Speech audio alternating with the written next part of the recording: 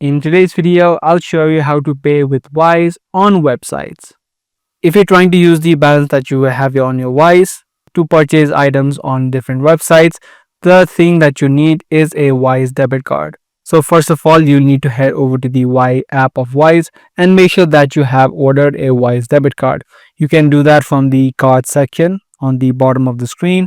So order your card first of all, make sure you get the details of it, and only then you'll be able to pay using the Wise debit card. Once you have the Wise debit card, it's going to be the same process. On the checkout section of a website, you can add in the name on the card, the card number, the expiry date, and the CVV. This way, as you normally do, you can tap on place order and your order will be placed if you have balance on your Wise account.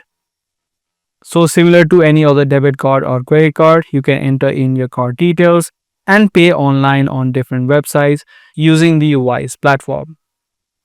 If this guide video was helpful to you, be sure to subscribe, share, and also give this video a thumbs up.